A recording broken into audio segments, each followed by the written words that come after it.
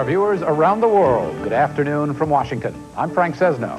And good evening from London, I'm Hilary Bowker. Ahead this hour, the economic summit. Anything but picture perfect.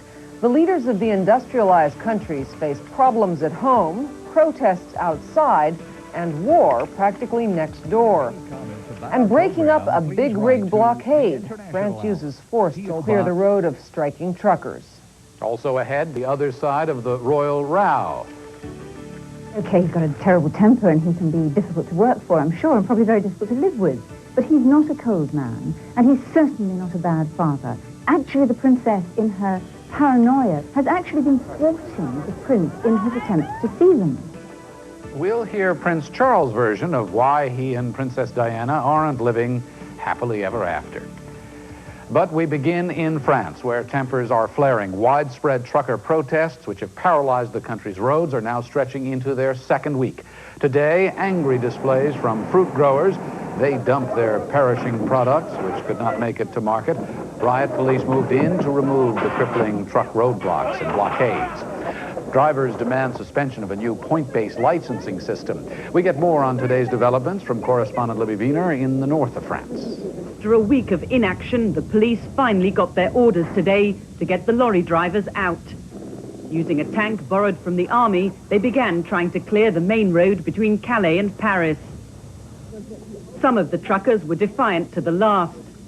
And even with tanks, the huge juggernauts proved difficult to shift. Eventually, the main blockade near Lille was cleared. But just minutes later, the lorry drivers switched tactics, using their vehicles to form long columns, inching down the motorway at less than 10 miles an hour. Behind me, what's known as Operation Escargot, literally Operation Snail.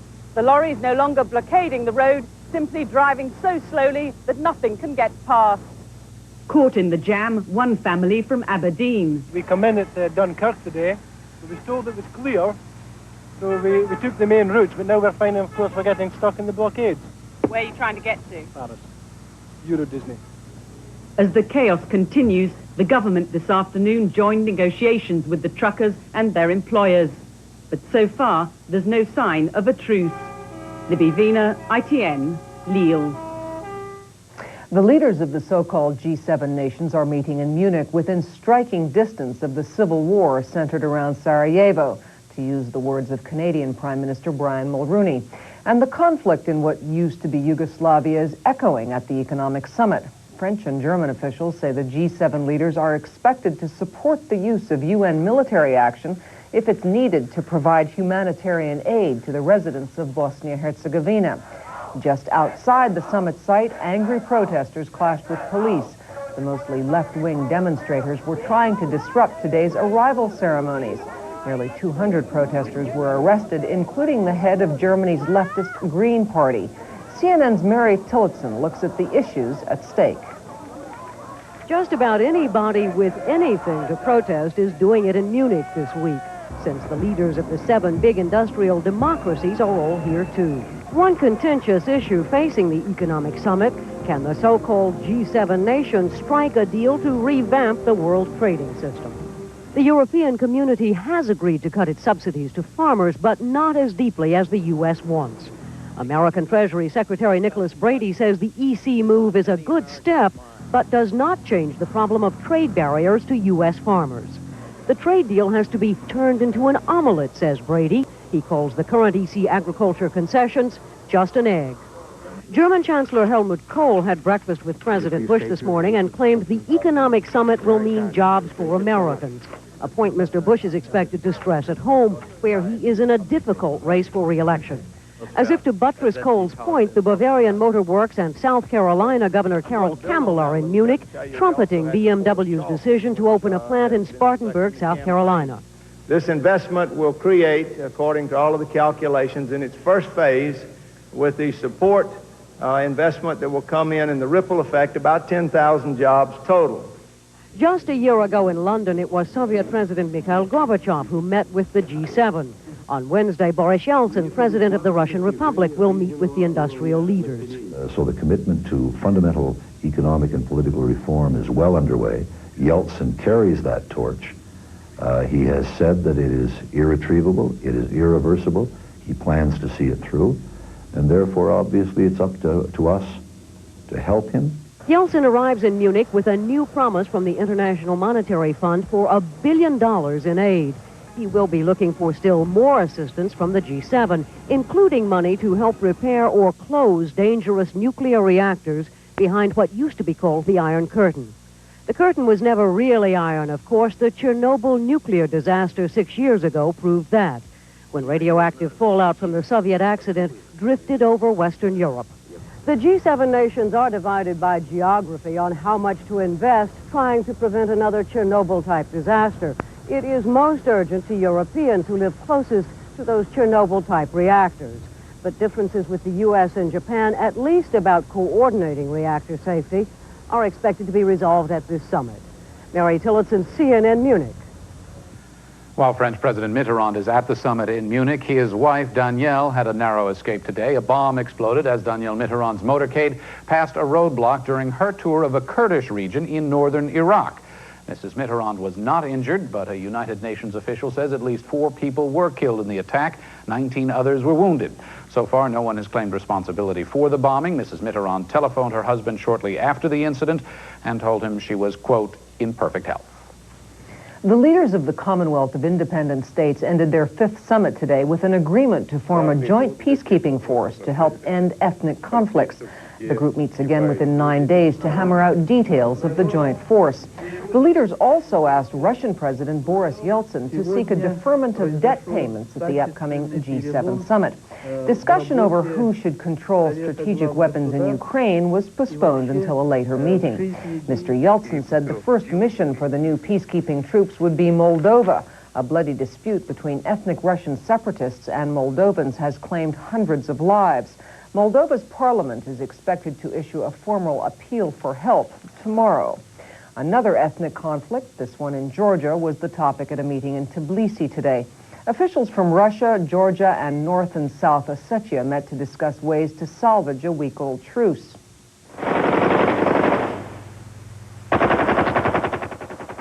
Fighting in northern Georgia has claimed at least 700 lives. The South Ossetians there want to break away from Georgia and unite with the North Ossetians who live just across the border in Russia. When we return, the UN's role in Sarajevo grows, but medical support may not be there if any peacekeepers are wounded. We'll have a report. And a year later, the legacy of BCCI. Out of the headlines, perhaps, but the story of scandal and crippled investors goes on. Stay with us.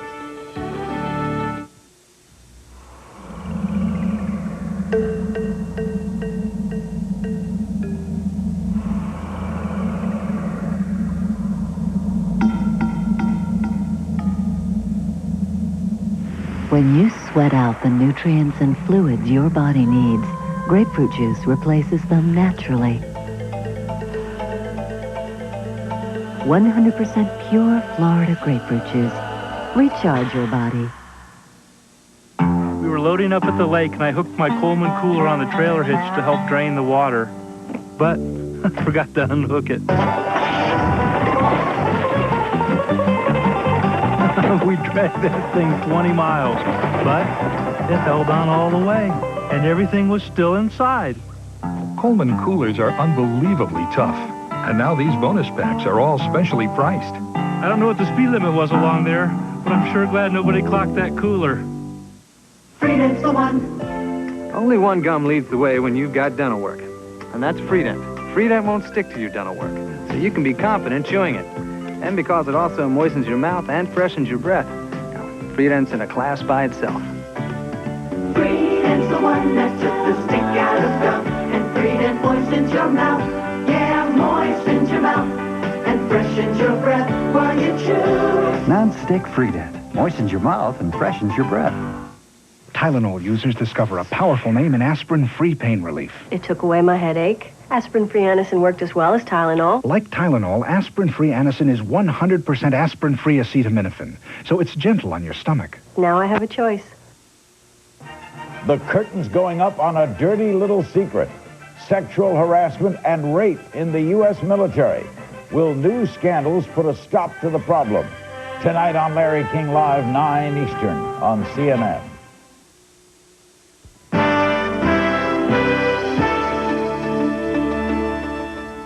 In Belgrade, the seat of the current, somewhat diminished Yugoslav government, more pressure on President Slobodan Milosevic. Police in riot gear moved in as some 40,000 protesters converged on the parliament building there. They demanded the resignation of Milosevic after months of often vicious fighting in what had been Yugoslavia throughout the former republics. The newly appointed Yugoslav Prime Minister Milan Panic says he'll stop the fighting in Bosnia within 100 days. Reports from Sarajevo say the city is coming under new artillery attack. Reuters says Serbian guerrillas are again blasting the Bosnian capital. Fighting and almost constant sniper fire is making international relief efforts more difficult. UN officials are also concerned for the safety of their peacekeeping force. It is caught between the combatants and isn't equipped for medical emergencies. CNN's Christian Amanpour has more. There are now more than 1,000 UN combat troops on the front lines of a civil war. Over the weekend, battles between Serbs and Muslims came within a few hundred yards of their airport positions. They have already taken a few light casualties, but they are not yet equipped to take the severely war-wounded. There are only 5 doctors here, none of them surgeons.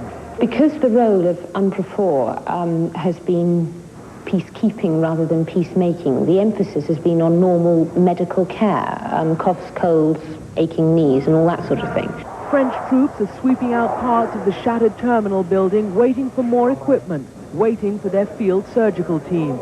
We still don't have the supplies we ordered to treat the war wounded. We need IV drips, we need bandages and surgical kits. A makeshift hospital has been set up in the laundry room of the UN headquarters. It holds 2 beds. Another is tucked behind the washing machines. This underground car park can take 400 beds. There are only 8 here now. It is a serious concern, and we are trying to make sure that an adequate medical backup reaches here as quickly as possible. The Russians were meant to send in helicopters for medical evacuations. They sent the wrong ones. The French medics say that if the UN force was to sustain heavy casualties today, they wouldn't be prepared to treat them. They would have to evacuate them to hospitals in downtown Sarajevo.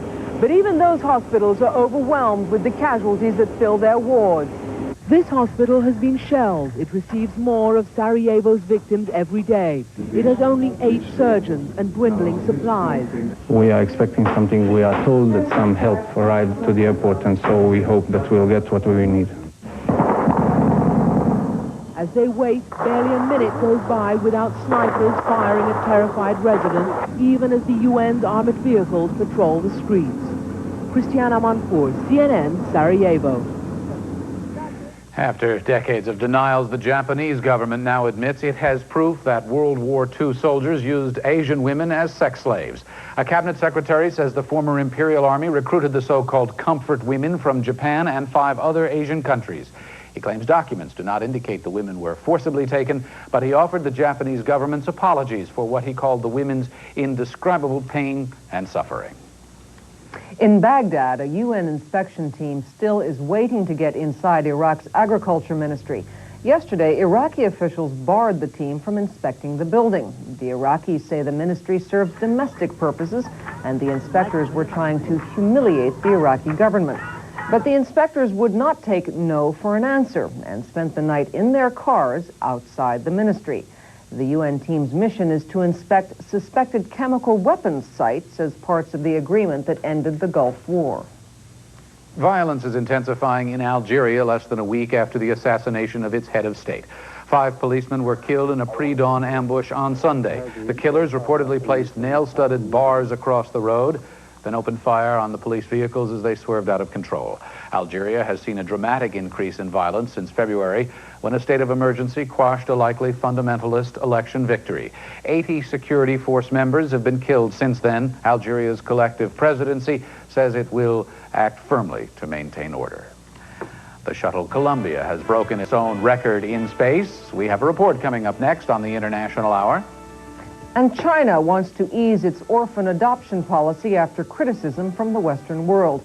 We'll have a report later on the International Hour as well. Stay with us. AT&T is constantly searching for new ways to help our customers save money on long distance. Forecasts, look at profiles, we do comparisons. And what we've recently discovered is remarkably simple. He just bought the airline tickets, so, Richard's... Those AT&T customers who spend over $11 a month on long distance could start saving right away by signing up for one of the AT&T Reach Out America plans. If you spend over $11 a month on AT&T long distance, you could save too. All it takes is one call to 1-800-533-7600. AT&T, this is Terry. How can I help you? Hi, Terry. I was wondering if you could help us save some money on our long-distance calls. This is about people.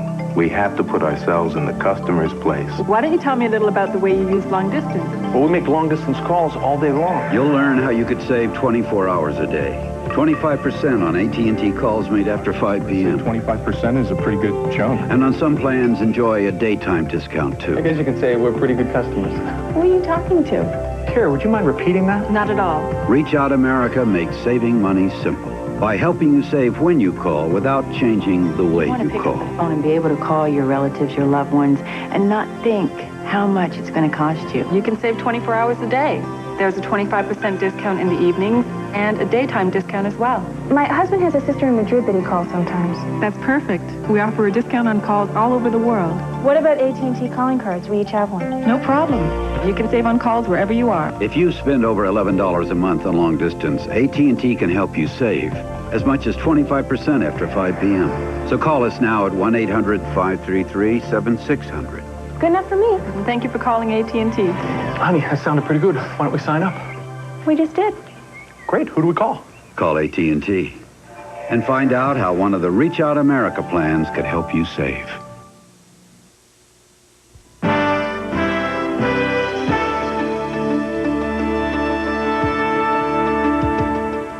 And what a sight it is, a new record for the Space Shuttle Columbia as the crew marks its 11th consecutive day in space. And for more on its mission now, we go to CNN's John Holloman, who keeps tabs on the flight from Atlanta. John? Frank, this is a big day for the Columbia crew since it celebrated passing through that barrier. Crew members have been in orbit longer than any previous shuttle crew. This mission is the first one to use an extended duration orbiter. And the fact that it's working so well convinces members of the crew that Americans will be able to survive for long periods of time on the space station, which is scheduled for construction starting in the next couple of years. Bonnie Dunbar strapped herself into the negative pressure suit a short time ago. She and fellow astronaut Larry DeLucas have spent much time in this sack, allowing body fluids to be sucked from their upper torso into their legs. This is one of a series of biomedical experiments in progress to figure out how humans adapt to being weightless and how they readapt to being heavy when they return to the ground. Astronaut Ellen Baker is a medical doctor. She was asked if this crew, in orbit for 13 days, can teach anything about the body that we didn't learn back during the 84-day Skylab mission in the 70s. When you look over the history of the space program, we've really had very limited experience and very limited capability to do our medical measurements and learn about human physiology. And on each shuttle flight, we do some medical experiments, and we are gradually lengthening the flights, taking small steps and gaining a better understanding of how man adapts to longer periods of weightlessness. So it's true that we had long flights in Skylab, but we didn't learn everything we needed to know in the Skylab era. Astronaut Larry DeLucas continues to grow nearly perfect crystals in space. A few minutes ago, he took a crystal of canaverin out of its growth chamber and held it up to the camera. This protein stores energy in human and animal foods. Even though the crew has another 2 days in space, the members have started to pack up some of their experiments and their test equipment. They'll hold a news conference tomorrow morning, and Columbia will touch down in the California desert, if all goes well, on Wednesday morning. CNN will, of course, bring you live coverage of the landing. Hilary? In the past few years, hundreds of Chinese orphans have been adopted by couples in the Western world. But China recently closed its doors to this practice after much criticism of its adoption policies. Now, China wants to change its laws to allow adoptions to continue. Patrick Brown reports on how this affects one Western country, Canada. In an orphanage in Chengdu in Western China, children whose futures have been placed on hold wait for Chinese law to catch up with the changing country. 4 years ago, when the Villeneuve became the first Canadian couple to adopt a Chinese child, adoptions by foreigners were so rare that every case was a special case. And when you look at this baby and you said, we did it, it's a very good feeling. Last year, about 2,000 Chinese orphans went to new homes overseas, including Canada. Since April, the door's been closed. The government felt adoptions were out of control. A recent case in Montreal was only part of the problem. There have been challenges to the legal status of Chinese adoptions in several other countries. Some infants have been returned to China. The authorities want to introduce a new law setting national standards that will be recognized everywhere. They're also worried about corruption and high fees. Even this reputable orphanage has been charging $3,000 per child. Director Tang Su-Ying says new parents are expected to help support those children who will never find a new home. If a child is handicapped, it can't be adopted, she says. What we have to do is provide care for them as children and then when they're grown up as well. Handicapped children are never put up for adoption. But it's a practice that's been abused by some officials who've essentially been selling babies and pocketing the money. The authorities say foreign adoptions will have to wait until there's a new law and a new national body to supervise it. Canadian Embassy spokesman Rodney Briggs says prospective parents have no choice but to be patient. The best they can do is sit tight and wait until the new regulations are passed, and hopefully then adoptions will be back on track in China. Adoptions by foreigners used to be forbidden because the Chinese didn't want to admit to failings in their social system. It's still a sensitive topic. Officials refuse to be interviewed. But now it's because they don't want to commit themselves until the new regulations are sorted out. They do say that once the door opens again, adoptions will be easier and the new law will provide better protection for the children and their parents-to-be. Patrick Brown, CBC News, Beijing. Just ahead on the International Hour, as the coverage continues of the marital woes between Princess Diana and Prince Charles, someone now takes the prince's side. And disarming after the Cold War. Some say the cutbacks are coming much too fast. We'll hear their side of the story when we return.